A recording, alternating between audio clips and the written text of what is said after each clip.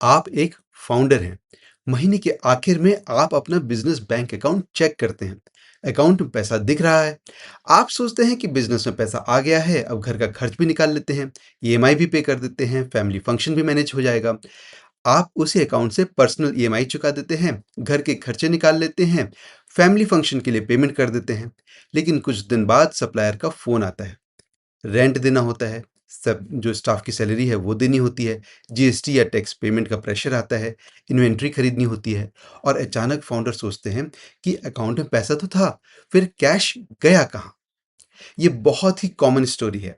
Sales बढ़ रही है लेकिन स्ट्रेस भी बढ़ रहा है। बिजनेस ग्रो हो रहा है लेकिन बैंक बैलेंस है वो कम हो रहा है। क्यों? क्योंकि बैंक में पैसा दिखना और उस पैसे का सच में आपका होना, दोनों में बहुत बड़ा फर्क है। असली सवाल ये नहीं है कि बैंक जो है बिजनेस अकाउंट में पैसा है या नहीं। असली सवाल ये है कि क्या ये पैसा सच में आपका है। बिजनेस अकाउंट में जो पैसा दिख रहा है उसमें सप्लायर का पेमेंट छुपा हो सकता है, स्टाफ सैलरी छुपी हो सकती है, rent, electricity, inventory, packaging, transport, GST, tax provision, सब कुछ बाकी हो सकता है। लेकिन फाउंडर को कभी कभी लगता है कि बिजनेस मेरा है तो पैसा भी मेरा है, और यहीं से सबसे महंगी गलती शुरू होती है।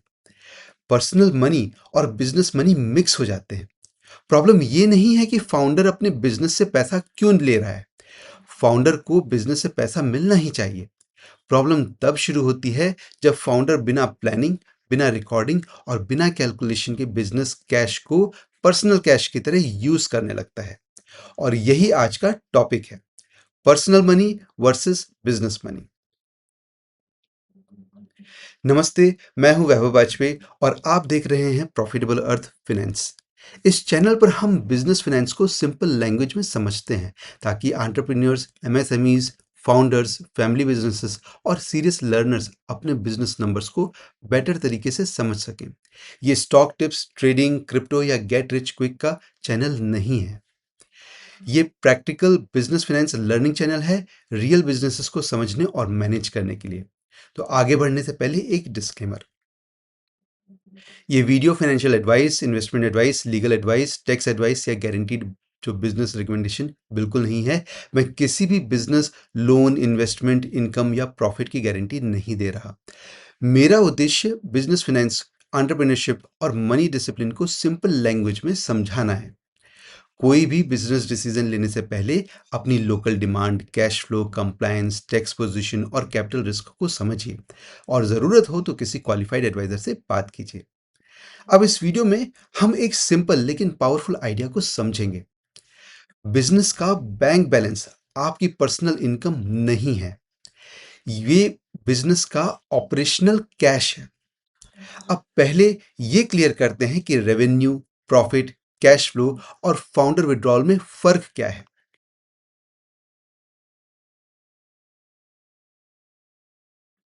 बिजनेस मनी और पर्सनल मनी सेम चीज नहीं है। बिजनेस मनी का मतलब है वो पैसा जो बिजनेस में आया है, लेकिन बिजनेस की रिस्पॉन्सिबिलिटीज के लिए अवेलेबल है। पर्सनल मनी का मतलब है वो पैसा जो फाउंडर ने प्रॉपरली सैलरी, ड्राइंग्स या ओनर विड्रॉल के रूप में अपने लिए निकाला है। फाउंडर बिजनेस से पैसा ले सकता है, इसमें कोई प्रॉब्लम नहीं है। प्रॉब्लम तब होती है जब फाउंडर बिना प्लानिंग, बिना रिकॉर्डिंग और बिना कैलकुलेशन के बिजनेस अकाउंट से पर्सनल खर्च करने लगता है। अब चार टर्म्स आसान भाषा में समझते हैं। पहला है रेवेन्यू। रेवेन्यू का सिंपल मतलब है कि सेल्स से कमाया या रिकॉर्ड हुआ अमाउंट। कैश आया है या नहीं, ये अलग बात हो सकती है। फॉर एग्जाम्पल, आपने कस्टमर को माल बेचा या सर्विस दी, उस सेल की वैल्यू रेवेन्यू है। लेकिन रेवेन्यू प्रॉफिट नहीं होता। Sales is not profit. दूसरा है प्रॉफिट। प्रॉफिट का मतलब है रेवेन्यू में से कॉस्ट निकालने के बाद बचा हुआ अमाउंट। लेकिन ये जरूरी नहीं कि वो पूरा कैश बैंक में मौजूद हो। कई बार कस्टमर ने पेमेंट नहीं किया होता, कई बार सप्लायर पेमेंट जो है पेंडिंग होता है, कई बार स्टॉक खरीदना बाकी होता है, कई बार टैक्स और कंप्लायंस के लिए पैसा अलग रखना होता है। इसलिए प्रॉफिट भी हमेशा फ्रेश कैश नहीं होता। तीसरा है कैश फ्लो। कैश फ्लो का सिंपल मतलब है पैसा कब आ रहा है और कब पैसा जा रहा है। बिजनेस में सिर्फ ये इंपॉर्टेंट नहीं है कि पैसा कितना आएगा, ये भी इंपॉर्टेंट है कि पैसा कब आएगा। अगर सैलरी आज देनी है सप्लायर पेमेंट कल करनी है और कस्टमर पेमेंट 30 दिन बाद आएगी, तो पेपर पर बिजनेस ठीक दिख सकता है, लेकिन कैश स्ट्रेस में आ सकता है। कैश टाइमिंग मैटर्स कर। चौथा है फाउंडर विड्रॉल। फाउंडर विड्रॉल का मतलब है जो फाउंडर बिजनेस से पैसा अपने लिए निकाल रहा है। ये सैलरी हो सकती है, नॉर्मल ड्राइंग्स हो सकती हैं, ओनर विड्रॉल हो सकता है, कभी कभी रियम्बर्समेंट भी हो सकता है। अगर फाउंडर ने पहले अपनी पॉकेट से कोई बिजनेस एक्सपेंस पे किया हो तो ये रियम्बर्समेंट हो सकता है। एग्जैक्ट ट्रीटमेंट बिजनेस स्ट्रक्चर पर डिपेंड करता है। प्रोप्राइटरशिप, पार्टनरशिप, कंपनी, एलएलपी, सब में टैक्स और अकाउंटिंग ट्रीटमेंट अलग हो सकता है। इसलिए लीगल और टैक्स ट्रीटमेंट के लिए क्वालिफाइड एडवाइजर से गाइडेंस जरूरी है। लेकिन बिजनेस डिसिप्लिन की बात सिंपल है। फाउंडर का पैसा अलग, बिजनेस का पैसा अलग, और जो पैसा फाउंडर निकाल रहा है वो क्लियरली रिकॉर्ड होना चाहिए। फैमिली बिजनेसेस और भारत एमएसएमईज में ये कंफ्यूजन बहुत कॉमन है। कई जगह सेम पर्सन सेल्स भी संभालता है, परचेज भी संभालता है, कैश भी संभालता है और घर का खर्च भी संभालता है। और ये गलती बैड इंटेंशन से नहीं होती, अक्सर ये हैबिट से होती है, सिस्टम ना होने से होती है, फैमिली प्रेशर से होती है। लेकिन एक लाइन याद रखिए, बिजनेस आपका हो सकता है, लेकिन बिजनेस का हर रुपए तुरंत आपका पर्सनल पैसा नहीं होता। पहले बिजनेस की रिस्पॉन्सिबिलिटीज आती हैं, सप्लायर्स, स्टाफ, रेंट, जीएसटी या tax obligations, inventory, business loan EMI अगर है तो, या वर्किंग कैपिटल। और यहाँ वर्किंग कैपिटल का मतलब है बिजनेस को रोज चलाने के लिए जरूरी पैसा, जैसे inventory, salary, rent, electricity, packing है, ट्रांसपोर्ट है और रोजमर्रा के जो ऑपरेटिंग खर्च है वो सब। अगर फाउंडर बिजनेस कैश को पर्सनल कैश समझ लेता है तो वर्किंग कैपिटल कमजोर हो जाती है, और जब वर्किंग कैपिटल कमजोर होती है तो बिजनेस अटकने लगता है। अब इसे एक सिंपल 5 लाख रुपए के एग्जाम्पल से समझते हैं।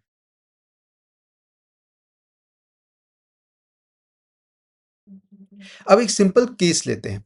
ये रियल डेटा नहीं है, ये सिर्फ समझाने के लिए एक एग्जांपल दे रहा हूं। अज्यूम कीजिए कि एक फाउंडर छोटा ट्रेडिंग बिजनेस चलाता है। इस सिंपल केस में मान लीजिए कि मंथ में बिजनेस को 5 लाख रुपए की सेल्स पेमेंट मिलती है। फाउंडर बैंक अकाउंट देखता है, अकाउंट में पैसा दिख रहा है, उसे लगता है कि बिजनेस अच्छा चल रहा है, पैसा आ गया है, थोड़ा घर के लिए निकाल लेते हैं। अब फाउंडर बिजनेस अकाउंट से 3 पर्सनल खर्च कर देता है। 80,000 रुपए का होम एक्सपेंसेस के लिए, 40,000 रुपए जो पर्सनल ईएमआई के लिए, 30,000 रुपए फैमिली फंक्शन के लिए। अब टोटल पर्सनल यूज हो गया 1.5 लाख रुपए का। अब 5 लाख रुपए में से 1.5 लाख रुपए तो निकल गए, बिजनेस अकाउंट में बचा 3.5 लाख रुपए। फाउंडर को लगता है ठीक है, 3.5 लाख तो बचा है, बिजनेस तो चल जाएगा। लेकिन अब बिजनेस की बाकी रिस्पॉन्सिबिलिटीज देखिए। अज्यूम कीजिए कि सप्लायर पेमेंट देना है 2,20,000 रुपए, स्टाफ की सैलरी देनी है 60,000 रुपए, रेंट और इलेक्ट्रिसिटी देना है 40,000 रुपए, जीएसटी या टैक्स प्रोविजन के लिए पैसा अलग रखना है wherever it is applicable, तो अज्यूम कीजिए 50,000 रुपए। नेक्स्ट इन्वेंट्री परचेज के लिए चाहिए 80,000 रुपए। ये हो गया टोटल आपका 4.5 लाख रुपए। अब बिजनेस के पास बचा था 3.5 लाख रुपए, मतलब शॉर्टफॉल हो गया आपका 1 लाख रुपए का। अब बाहर से क्या दिख रहा था? सेल्स आई 5 लाख रुपए, बैंक में पैसा दिखा, फाउंडर ने सोचा बिजनेस प्रॉफिटेबल है, लेकिन असल में हुआ क्या? सप्लायर पेमेंट प्रेशर में आ गया, salary pressure, inventory purchase delay, GST या टैक्स पेमेंट स्ट्रेस, और फाउंडर को कंफ्यूजन कि इतनी सेल्स हुई फिर भी पैसा बचा क्यों नहीं। यही है कैश ट्रैप। रेवेन्यू आया, लेकिन वो फ्री कैश नहीं था। उस रेवेन्यू में बिजनेस की कॉस्ट छुपी हुई थी, बिजनेस ऑब्लिगेशंस छुपे हुए थे, फ्यूचर इन्वेंट्री छुपी हुई थी, कंप्लायंस ऑब्लिगेशंस छुपे हुए थे, वर्किंग कैपिटल की जरूरत छुपी हुई थी।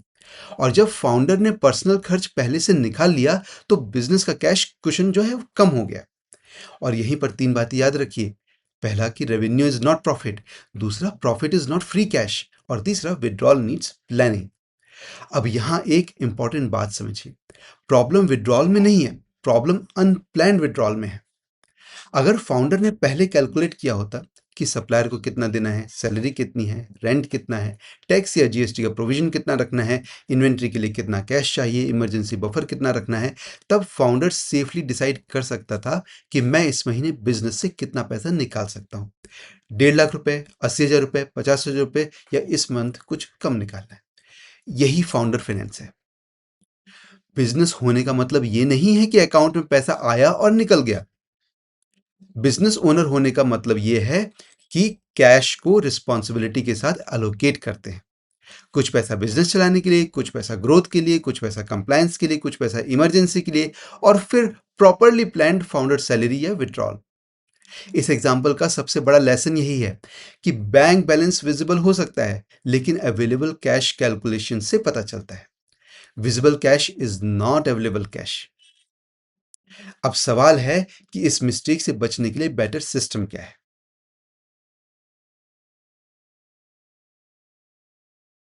इस मिस्टेक से बचने के लिए बिजनेस और पर्सनल मनी के बीच एक वॉल बनानी पड़ती है।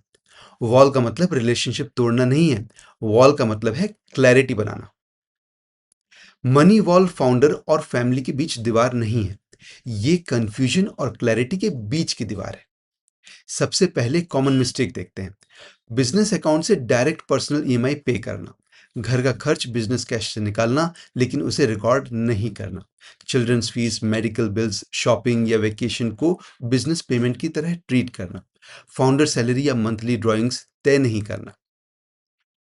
और ईयर एंड पर ये सोच लेना कि अकाउंटेंट सब ठीक कर देगा। ये कॉमन है, लेकिन रिस्की है। क्यों?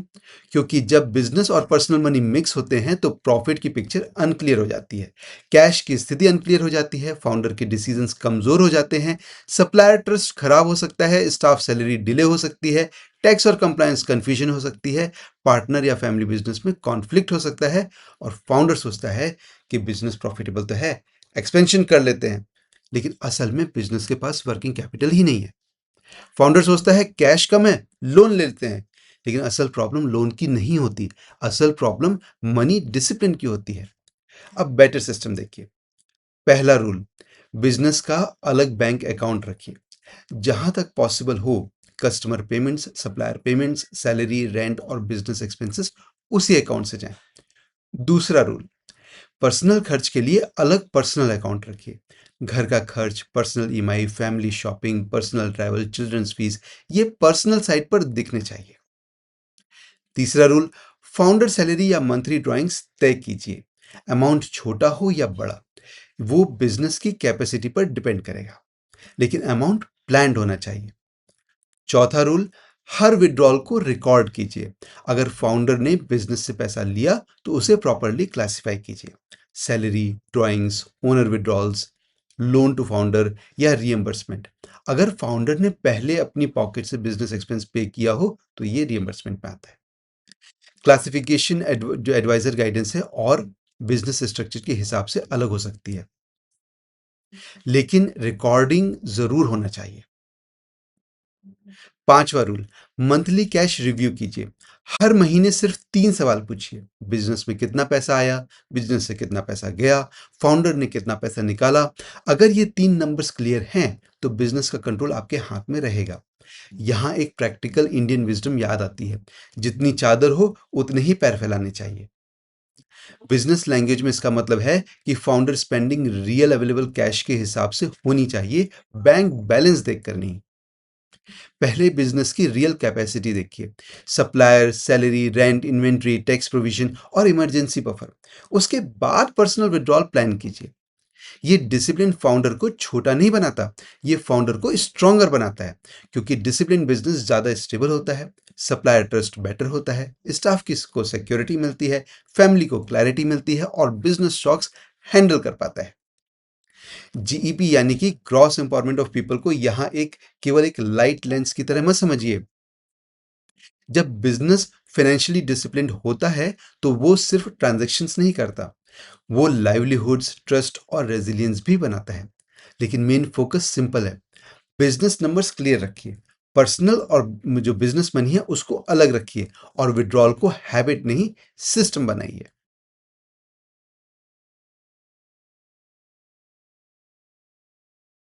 अब इस पूरे वीडियो को एक्शन प्लान में बदलते हैं। अगर आप फाउंडर हैं, फैमिली बिजनेस चलाते हैं, एमएसएमई या लघु उद्योग चला रहे हैं या बिजनेस स्टार्ट करने की सोच रहे हैं तो ये चेकलिस्ट अपने पास रखिए। Rule number 1, business bank account और पर्सनल बैंक अकाउंट अलग रखिए। Rule number 2, customer payment business account में ही लीजिए। रूल नंबर 3, पर्सनल ईएमआई, घर का खर्च, बच्चों की फीस और फैमिली खर्च जो है बिजनेस अकाउंट से डायरेक्टली मत कीजिए। रूल नंबर 4, फाउंडर सैलरी या ड्राइंग्स का फिक्स्ड सिस्टम बनाइए।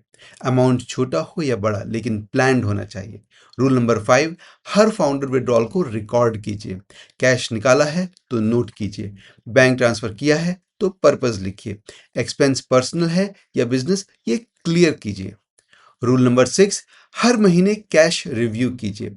सेल्स कितनी हुई, कैश कितना आया, बिजनेस खर्च कितना गया, फाउंडर विड्रॉल कितना हुआ, कैश कितना बचा। रूल नंबर 7, बिजनेस से पैसा निकालने से पहले ऑब्लिगेशंस चेक कीजिए।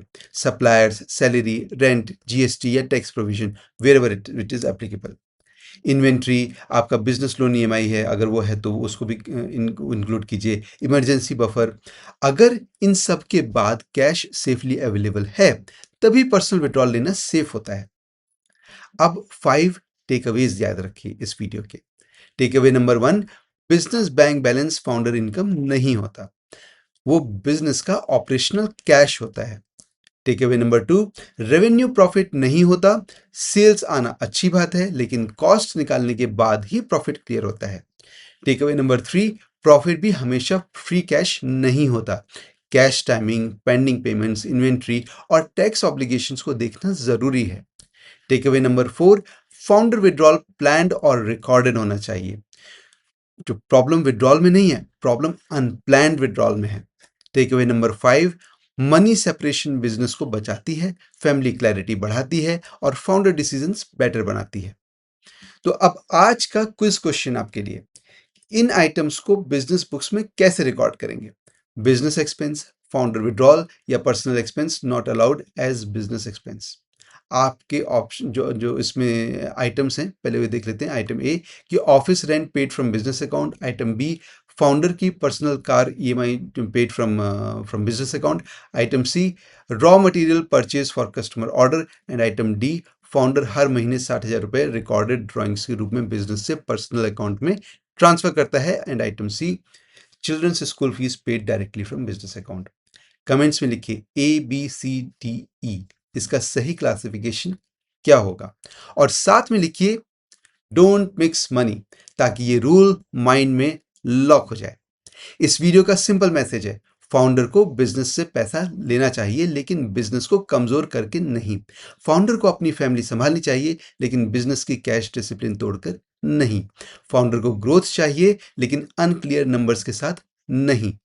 बिजनेस और पर्सनल मनी अलग रखना अकाउंटिंग का बोरिंग काम नहीं है, ये फाउंडर मैच्योरिटी है, ये सर्वाइवल डिसिप्लिन है, ये फाइनेंशियल क्लैरिटी है और ये डरने का समय नहीं है, ये नंबर्स को समझने का समय है। क्योंकि जो फाउंडर अपने नंबर्स को समझता है वो बेटर डिसीजंस लेता है। अगर आपको ये वीडियो यूजफुल लगी हो तो इसे किसी फाउंडर, फैमिली बिजनेस ओनर या एमएसएमई एंटरप्रेन्योर, लघु उद्योग जो एंटरप्रेन्योर्स हैं उनके साथ शेयर कीजिए। कमेंट्स में लिखिए कि आपके बिजनेस में सबसे बड़ा कंफ्यूजन क्या है, रेवेन्यू वर्सेस प्रॉफिट या कैश फ्लो या फाउंडर सैलरी या पर्सनल खर्च या वर्किंग कैपिटल या कोई और पॉइंट। अगर आप business planning, financial projections, compliance strategy या प्रोजेक्ट रिपोर्ट को लेकर के क्लैरिटी चाहते हैं तो प्रॉफिटेबल अर्थ की टीम से आप कनेक्ट कर सकते हैं। और अगर आप प्रॉफिटेबल अर्थ के काम को सपोर्ट करना चाहते हैं तो स्क्रीन पर दिए गए क्यूआर कोड से कर सकते हैं। और याद रखिए, बिजनेस में सेल्स इंपॉर्टेंट है, प्रॉफिट इंपॉर्टेंट है, लेकिन समझ सबसे ज्यादा इंपॉर्टेंट है।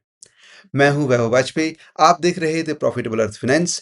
फिर मिलेंगे एक नए प्रैक्टिकल फाइनेंस टॉपिक के साथ, तब तक के लिए नमस्कार।